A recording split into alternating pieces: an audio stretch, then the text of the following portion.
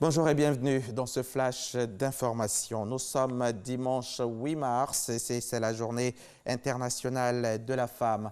La cérémonie officielle de cette édition 2020 a eu lieu hier dans la commune d'Anyama, à une dizaine de kilomètres d'Abidjan. La première dame de Côte d'Ivoire en a assuré la présidence et à cette occasion, Dominique Ouattara a fait d'importants dons aux femmes tout en les invitant à davantage cultiver la paix et la cohésion sociale. La cérémonie a enregistré la présence de plusieurs centaines de femmes d'Anyama, de membres du gouvernement et aussi de la présidente de la Fondation Servir, Henriette Konan-Bédier. Si les femmes s'arrêtent, c'est la société entière qui s'arrête. L'égalité des genres pour l'égalité des chances. Les femmes ont investi aujourd'hui tous les secteurs d'activité. Le secteur des mines, par exemple, autrefois considéré comme l'apanage des seuls hommes, l'on y compte de nos jours de nombreuses femmes, 8% environ. Pauline, Christelle et Bernadette en font partie. 3 femmes d'ambition que rien n'effraie, 3 personnalités, mais une même vision. Vous allez le voir, elles s'imposent dans ce milieu et surtout, elle ne se fixe aucune limite. Mine d'or d'Agbaou. Pauline, 26 années de carrière, disons-le de façon familière, a traîné sa bosse dans toutes les mines du pays. Elle est aujourd'hui directrice adjointe de la métallurgie. Dans ce métier encore, une femme est sous-directrice d'une usine de production. Ça, je n'en connais pas. Pour le moment, j'ai fait toute ma carrière en Côte d'Ivoire. Je peux dire que je suis la première. Mais le parcours n'a pas été toujours rose. La discrimination, les regards interrogateurs des autres, des hommes surtout, un poids qu'elle a supporté.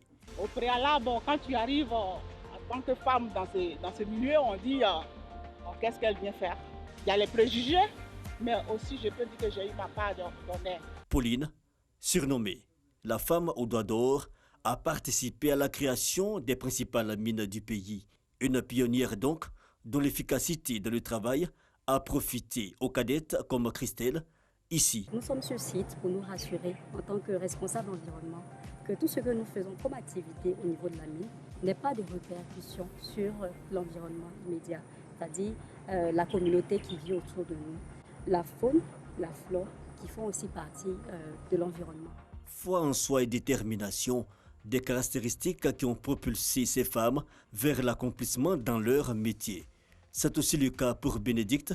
Rendons-nous au Faso, au pays des hommes intègres, dans la mine de Karma. La jeune dame conduit ses énormes engins, les dumpers. Elle y est parvenue en faisant preuve de volonté. J'ai vu une dame qui conduisait le camion dumper. Moi aussi, j'ai envie de conduire. J'ai demandé à me former. On m'a demandé, tu as permis? J'ai dit non, je n'ai pas de permis. On m'a dit d'aller passer le permis. C'est moi-même qui ai payé les frais là pour apprendre.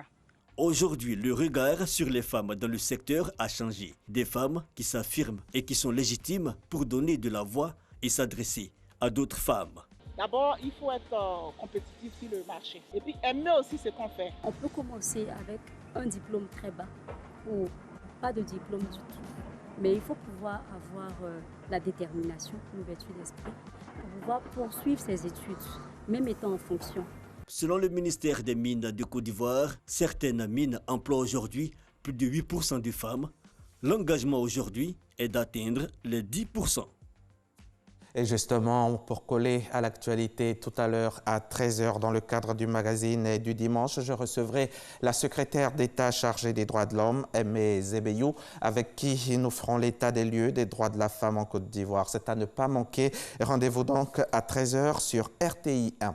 En attendant, je vous amène au Liban, où le Premier ministre Hassan Diab a annoncé samedi soir que le Liban suspend le remboursement des eurobonds d'une valeur de 1,2 milliard de dollars, soit environ 700 milliards de francs CFA, arrivant à échéance le 9 mars. Il a laissé entendre que le pays pourrait ne pas honorer les 4,6 milliards de dollars qu'il doit à ses créanciers en 2020. Pour la première fois de son histoire, donc, le Liban, qui a toujours honoré ses engagements financiers, a décidé de faire défaut à un moment où le pays traverse une crise politique, économique et financière sans précédent. 2000 ans à Venise, le nord de l'Italie mis en quarantaine avec 233 morts et près de 6000 contaminations l'Italie continue de se battre contre le coronavirus. Pour faire face à l'épidémie, le gouvernement a décidé un renfort massif de son système de santé avec un décret du chef du gouvernement, Giuseppe Conte, plaçant plusieurs régions du nord du pays en quarantaine à partir de ce dimanche 8 mars. Une grande zone rouge élargie qui a pour objectif de contenir l'épidémie en limitant au maximum les déplacements, ce qui devrait couper du monde des millions d'Italiens. Cinéma, théâtre et musées sont fermés sur toute l'Italie. Enfin, au Vatican, le pape n'apparaîtra pas aujourd'hui pour la prière de l'Angélus. Dans l'est de la Chine, un hôtel qui servait de lieu de quarantaine à des personnes ayant été en contact avec des personnes malades du coronavirus s'est effondré hier samedi. Le bilan fait état de 4 morts et de 38 survivants sur 71 personnes qui s'y trouvaient. De nombreuses personnes restent donc encore sous les décombres. Il était 19h30 heure locale lorsque l'hôtel de 6 étages et 80 chambres s'est effondré. Dans quel état se trouvait l'édifice? Pourquoi s'est-il effondré? Aucune réponse pour le moment. D'après les autorités, cet hôtel était ouvert depuis juin 2018. Le propriétaire de l'hôtel va être interrogé. Fin de ce flash. À tout à l'heure, 13h.